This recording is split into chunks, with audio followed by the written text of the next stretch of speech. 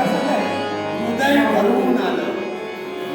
एकापेक्षा ऐका दोन बाळं आपल्याला झाली. तुमची पुत्र देवता तुमच्यापासून तरी तुला प्राप्त करेल.